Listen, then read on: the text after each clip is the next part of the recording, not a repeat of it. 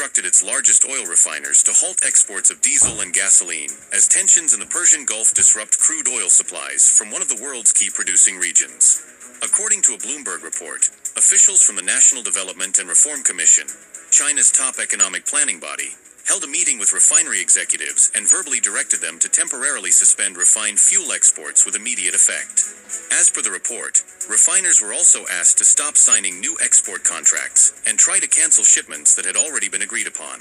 However, exceptions were allowed for jet fuel and bunker fuel stored in bonded warehouses, as well as supplies destined for Hong Kong and Macau, the Bloomberg report mentioned. Major refiners including PetroChina, Sinopec, CNOOC Limited, Sinochem Group, and private refiner Zhejiang Petrochemical Company typically receive fuel export quotas from the government. It should be noted that there is no response from these companies or from the National Development and Reform Commission of China. Although China has one of the world's largest refining industries, most of its output is used domestically, so it is not a major fuel exporter in Asia. Still, the move signals a broader regional effort to prioritize domestic energy needs as the Middle East crisis intensifies. With little to no oil or fuel leaving the Persian Gulf after U.S. and Israeli attacks over the weekend, refiners across Asia, including in Japan, Indonesia, and India, have started reducing refinery operations and suspending exports.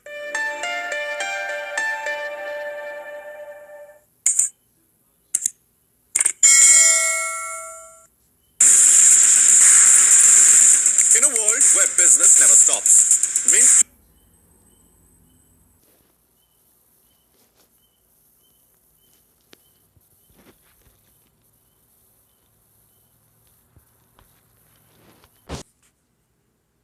I would like to start by asking you a question about your meeting with Hungarian Foreign Minister Peter Szijjártó.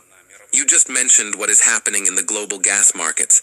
Many countries are almost panicking about the current situation. Prices have skyrocketed. It is unclear what will happen next with prices and supplies.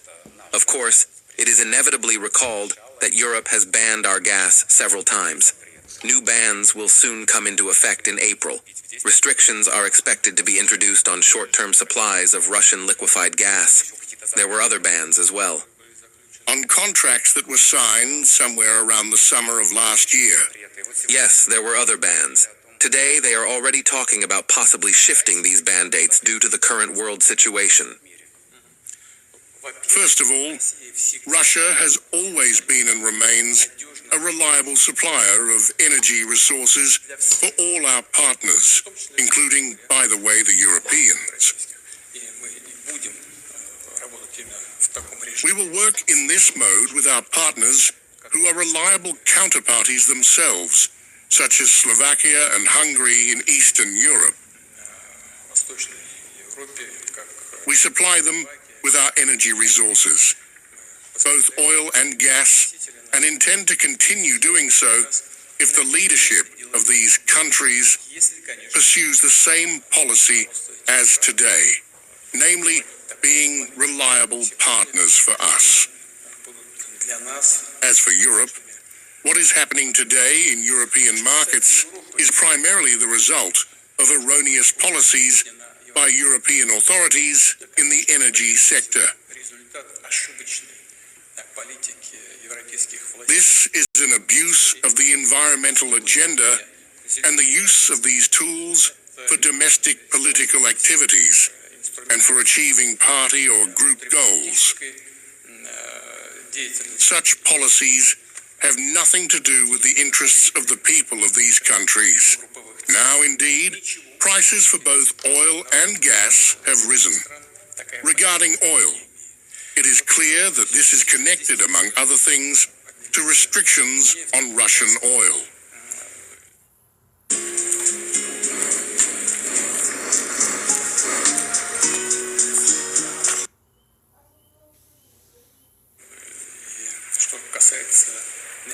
Additionally, everything happening now in the Middle East, including aggression against Iran, adds up and leads to such a challenging and difficult outcome, frankly speaking, for consumers. As for gas, the price surge in the European market today is not directly related to restrictions on gas supplies to the European market. since the main gas suppliers have not reduced their volumes. Today, the main suppliers are Algeria, the United States, Norway, and partly Russia. No one has reduced supplies, yet prices have soared to $700 per 1,000 cubic meters of gas. This happened because of the overall situation in the global markets, including the oil and gas markets. It occurred due to the general situation, as there are clients who are willing to purchase the same natural gas at higher prices due to events in the Middle East, the closure of the Strait of Hormuz, and so on. If such premium buyers appear, then I am sure that some traditional suppliers on the European market, like American companies, will naturally move to places with higher prices. This is natural. There is no political background here, just business, and that is it. Therefore, I repeat once more, this is the result of erroneous policies by European authorities over many years. In this connection, here is what I think. As you said, they still plan to introduce buying restrictions on Russian gas, including liquefied gas, from April 25, and further restrictions by 2027, up to a complete ban.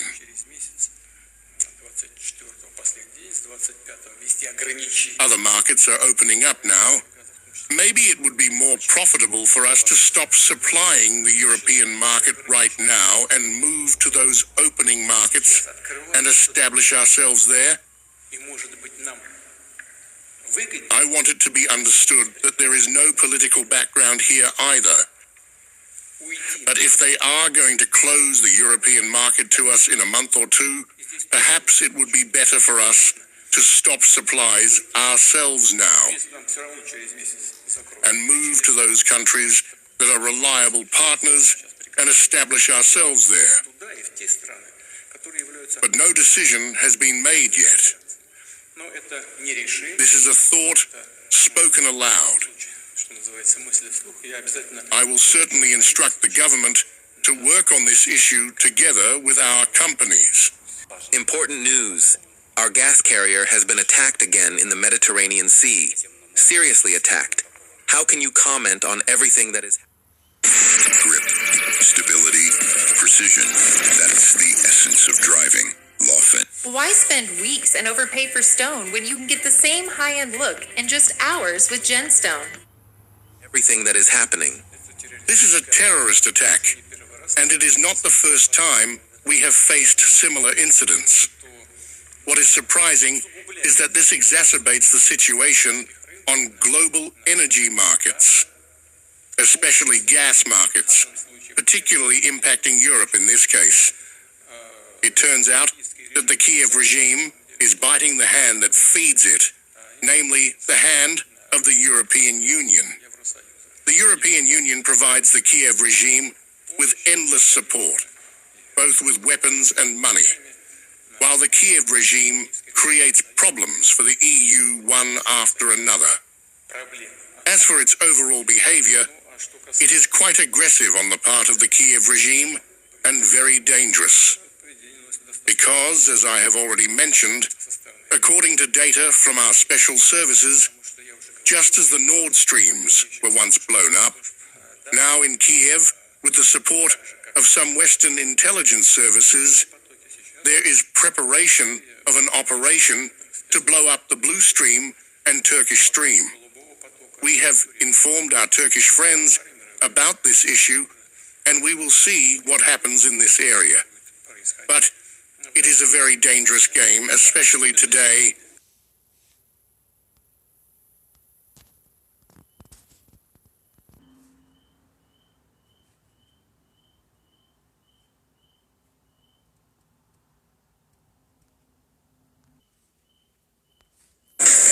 grieve for the 4 heroic American service members who have been killed in action and send our love and support to their families. In their memory, we continue this mission with ferocious, unyielding resolve to crush the threat this terrorist regime poses to the American people. Honoring the heroes lost in Operation Epic Fury. Today, President Trump addressed the nation on the conflict in Iran, saying he will not rule out sending in more troops if necessary. And today, the conflict widened as both the U.S. and Israel continue to target key areas in the capital city of Tehran. We start at 4 o'clock with all of the latest there. Good afternoon, I'm Dustin Grove. And I'm Felicia Lawrence. President Trump said the campaign would likely take several weeks. Meantime, today, Tehran and its allies hit back against Israel, neighboring Gulf states, and targeting critical to the world's energy production. Maribel Gonzalez has the latest now from the Middle East. Today, the United States military continues to carry out large-scale combat operations in Iran to eliminate the grave threats posed to America by this terrible terrorist regime. In his first remarks since strikes in Iran started Saturday, President Donald Trump said Iranian leaders ignored U.S. warnings not to rebuild its nuclear program. An Iranian regime armed with long-range missiles and nuclear weapons would be an intolerable threat. The president also told CNN Monday that the U.S. military is, quote, knocking the crap out of Iran, but the big wave is yet to come. At least 4 American service members have already been killed. In their memory, we continue this mission with ferocious, unyielding resolve. Defense Secretary Pete Hegseth said the U.S. strikes on Iran are not meant to be a regime change, but called on Iranians to, quote, take advantage of the opportunity while explaining the president's mission. Destroy the missile threat, destroy the Navy, no nukes. The war is sending shockwaves across the globe, disrupting air travel and hiking gas prices in the U.S. House Minority Leader Hakeem Jeffries called on lawmakers to pass a war powers resolution in a vote expected later this week. The American people want us to focus on making their life better, making their life more affordable, not getting involved in another endless war in the Middle East that is going to end in failure. I'm Maribel Gonzalez reporting.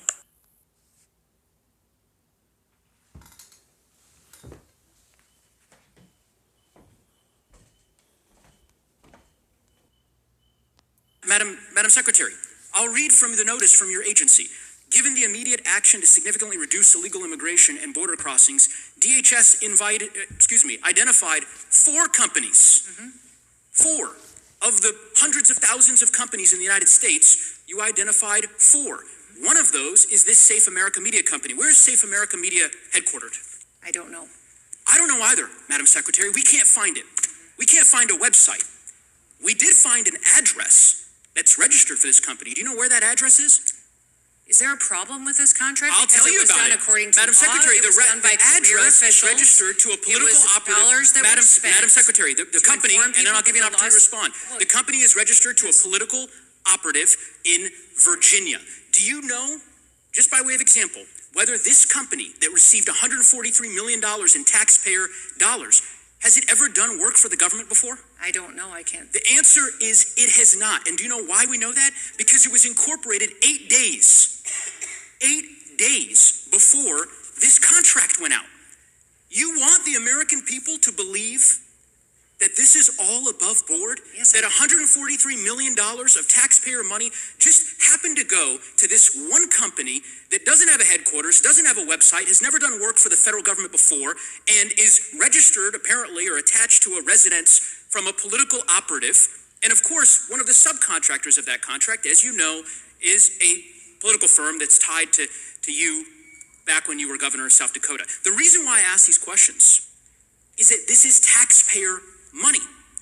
And I presume, I don't know this for a fact, but Senator Tillis noted yesterday the way in which your agency is blocking the Inspector General from 11 different investigations that it is trying to conduct. I don't know if this happens to be one of them. I certainly hope it is, because eventually the facts will become public in this regard. We are following out of Washington. Washington, President Trump has fired Kristi Noem as Homeland Security Secretary. Noem has faced heavy criticism from Democratic and some Republican lawmakers for her leadership of the department. News 4's chief investigative reporter Jonathan Dienst is live in the newsroom with who will replace Noem and what she'll do next. Jonathan. Jan, one administration official says President Trump decided to fire Kristi Noem today after 13 months on the job because she was overshadowing and distracting from the president's immigration agenda. You step up in order to protect people. Kristi Noem forced out while traveling to make this speech. As Homeland Security Secretary, Noem was already under fire over controversies surrounding mass deportation efforts, including those two controversial shootings of activists in Minnesota. But it was her testimony this week, over $200 million in spending on ads like this. If you are considering entering America illegally, don't even think about it. That may have been the final straw. Noem told members of Congress that President Trump personally signed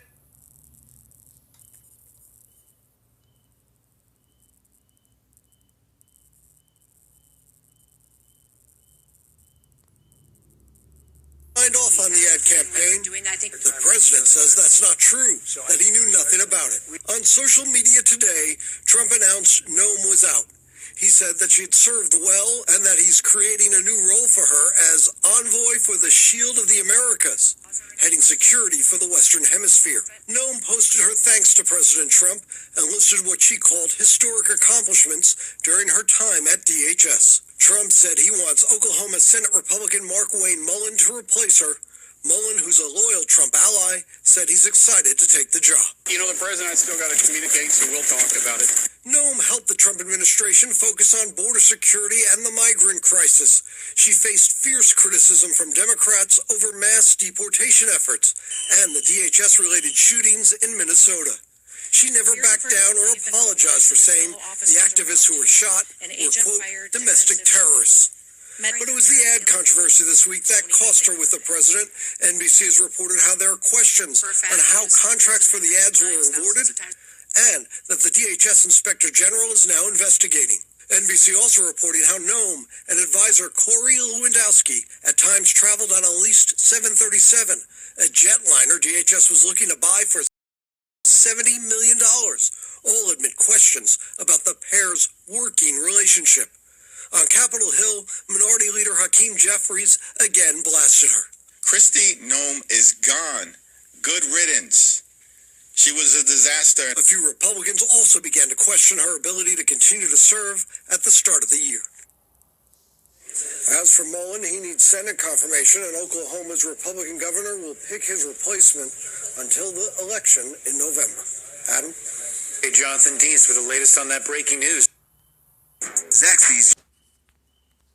We want to step aside from that right now for some breaking news related to ICE and the Department of Homeland Security, and that is from President Trump on his social media platform, Truth Social, saying that he is removing Kristi Noem from her role as the commissioner of the Department of Homeland Security. I've seen some headlines here that say she's been fired from that role. The way the president has said it in his post on Truth Social is that she is being moved to a different role as the special envoy for the Shield of the Americas, which is a security initiative in the Western Hemisphere, saying that he'll be announcing that new post coming up this weekend on Saturday, replacing Kristi Noem with U.S. Senator Markwayne Mullins of Oklahoma, who he says is the only Native American in the Senate,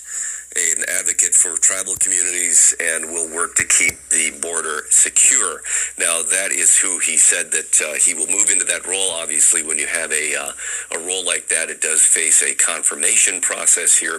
But certainly it would be expected that he would be confirmed in that. But again, this just coming out, saying that Kristi Noem is being removed from her role as heading up the Department of Homeland Security to be replaced by the junior senator from Oklahoma, Markwayne Mullins. There had been some talk about this in recent days.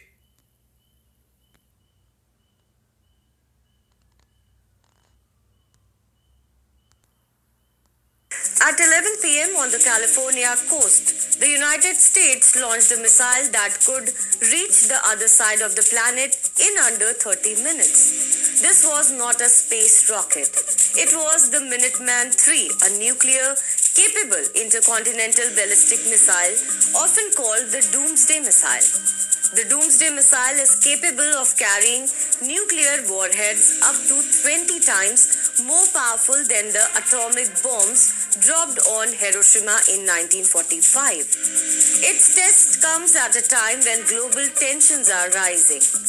Let us understand what happened and why this launch matters. The missile tested was LGM-30G Minuteman III, one of the key pillars of America's nuclear deterrence system.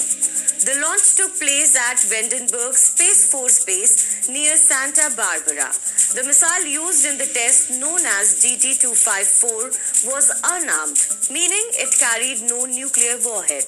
After launch, the rocket traveled across the Pacific Ocean and successfully hit its intended test target near the Marshall Islands. According to the United States Space Force, the test was designed to verify the effectiveness, readiness, and accuracy of the missile system. So what exactly is the Minuteman III?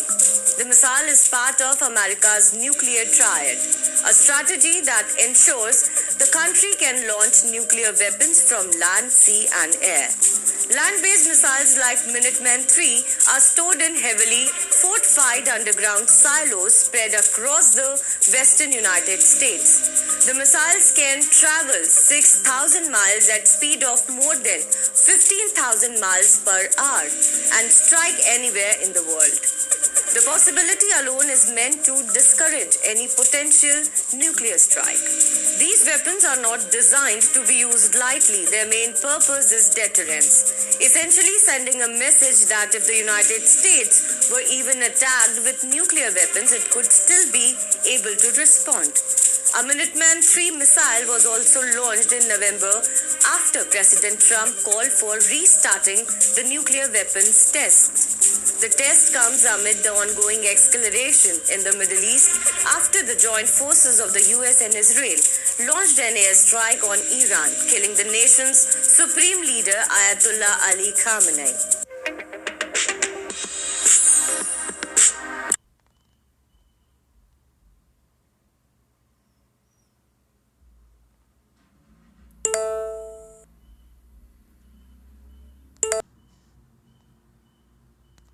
We walked right Friday morning, would have been around 11 o'clock, and nothing out of the ordinary in the area, so it's strange.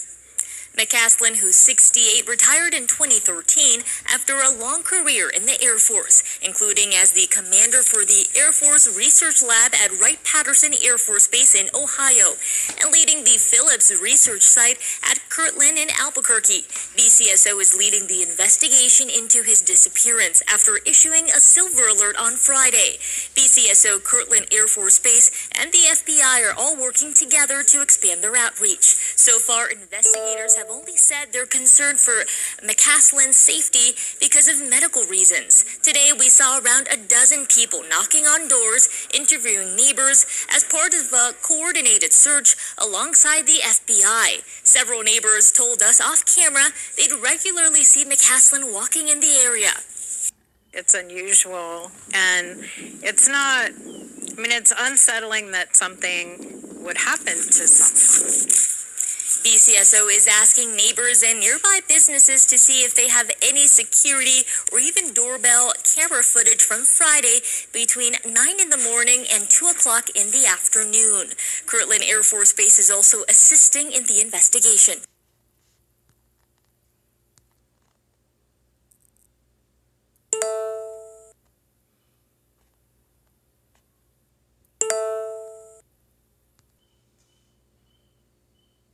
A series of earthquakes have raised alarms, but the tectonic plates may not be to blame.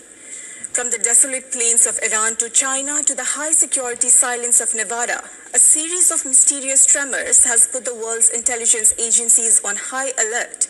What's behind these patterns of seismic anomalies? Our next report tells you more.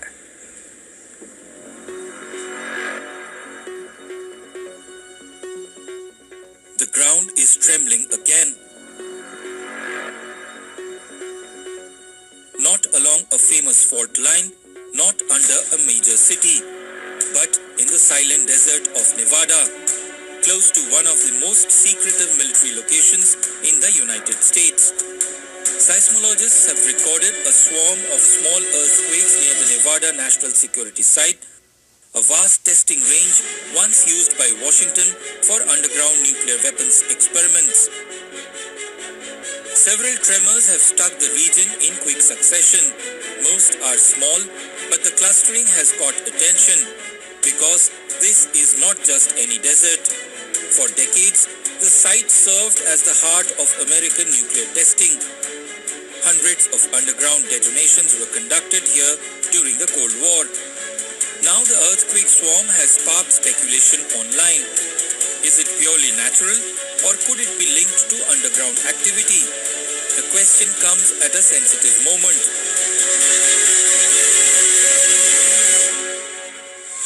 Just weeks ago, Washington revealed new details about what it believes was a suspicious nuclear-related experiment by China. Washington said seismic signals suggested Beijing may have conducted activities inconsistent with the global nuclear test ban. Around the same time, a 4.3 magnitude earthquake struck near Garage in southern Iran. The tremor triggered speculation on social media about whether an underground test could have caused the shock, though no official confirmation was given. So what exactly is an underground nuclear test? Instead of detonating a bomb in the atmosphere, the device is placed deep inside a vertical shaft or tunnel drilled into rock. When the bomb explodes, enormous energy is released underground. The blast creates a powerful shock wave that travels through the earth. Instruments detect the vibrations, which often resemble the seismic signals of an earthquake. For now, scientists say these tremors in Nevada could simply be natural seismic movement. But when the earth shakes near a place once built for nuclear detonations, the world inevitably pays attention. Bureau Report, Beyond World is One.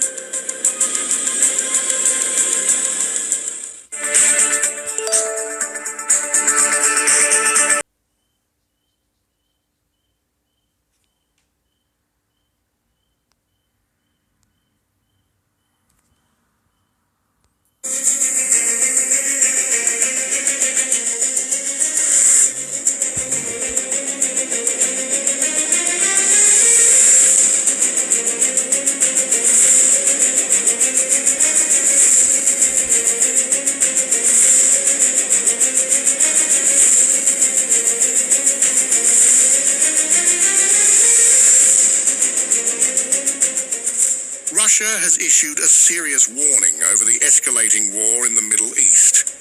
Speaking at an ambassadors' roundtable discussion, Russian Foreign Minister Sergei Lavrov said the ongoing conflict involving Iran could trigger far-reaching global consequences. Moscow says the military campaign launched against Tehran risks destabilizing not just the region, but the entire international system.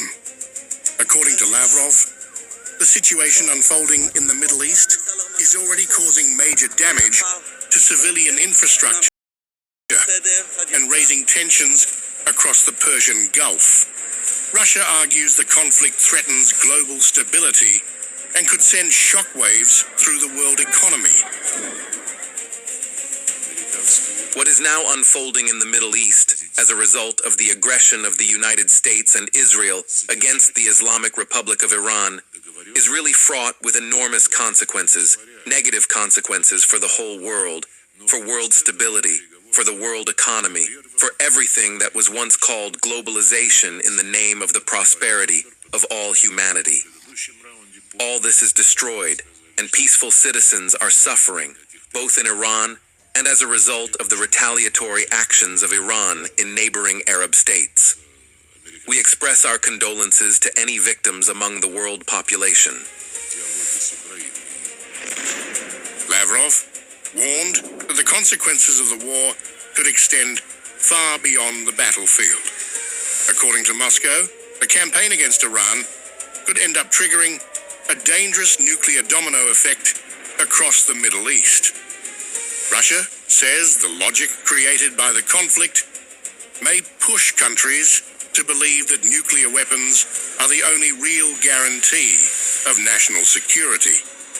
Lavrov argued that such a perception could fundamentally undermine the global non-proliferation regime. This war that has now been started against Iran could undermine the foundations of the principles of non-proliferation of nuclear weapons. More and more examples prove that if you do not have nuclear weapons, then you can do whatever you want with such a country.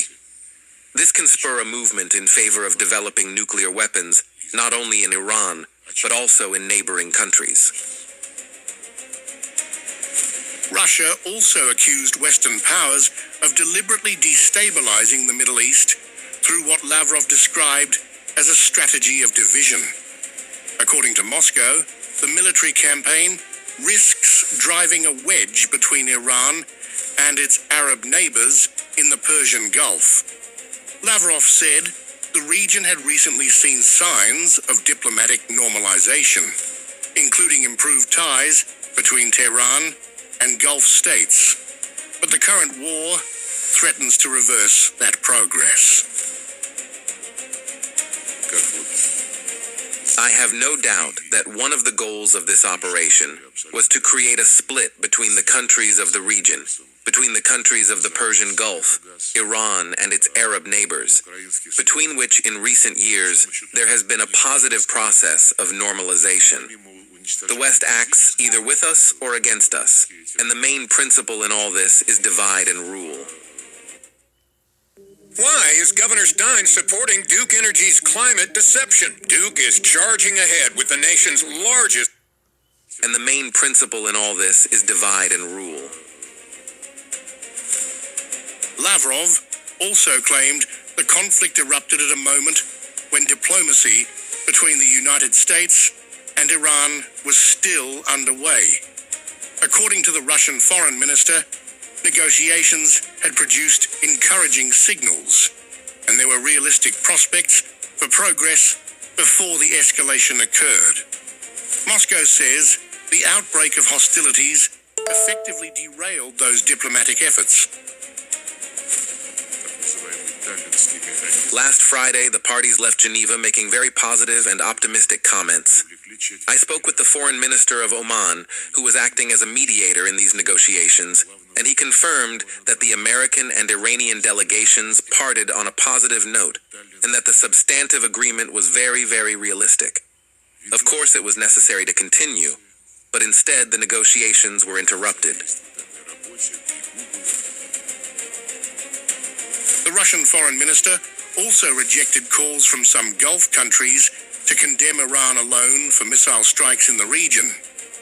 Lavrov said focusing only on Tehran's response ignores the broader context of the conflict. Moscow insists that any diplomatic effort must address actions by all sides involved in the war.